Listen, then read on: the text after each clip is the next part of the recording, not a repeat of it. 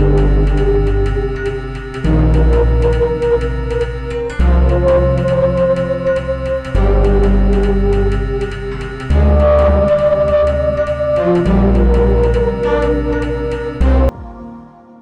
kekasih Tuhan, dalam Kingdom Message di bulan Juni ini saya akan menyampaikan tentang komunikasi.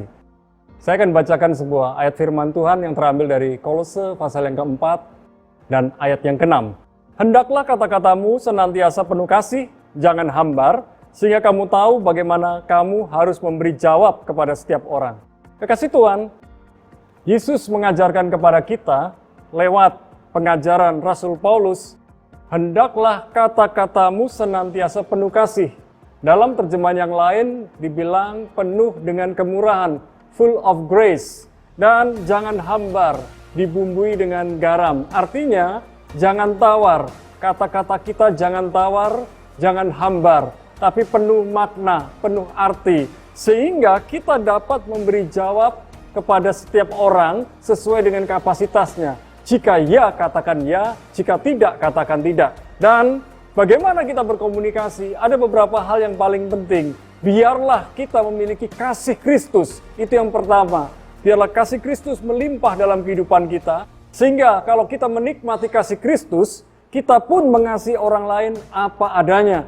Kemudian, di dalam berkomunikasi kita perlu saling merendahkan hati dan memberi hormat.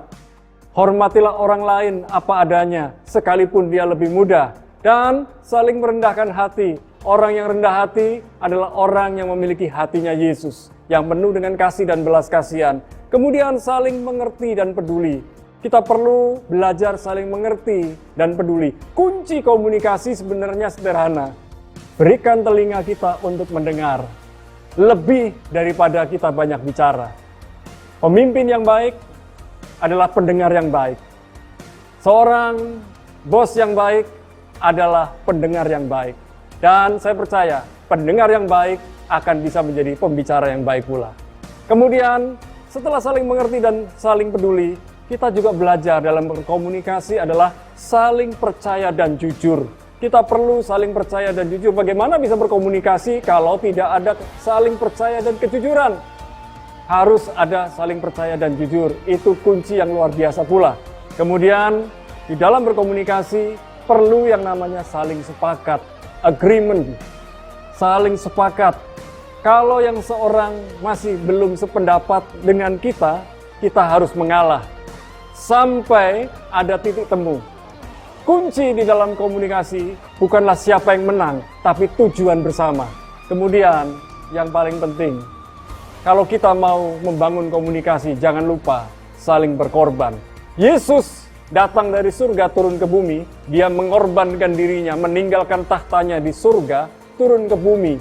Dia rela dari Allah menjadi manusia. Dia rela mati buat kita semua.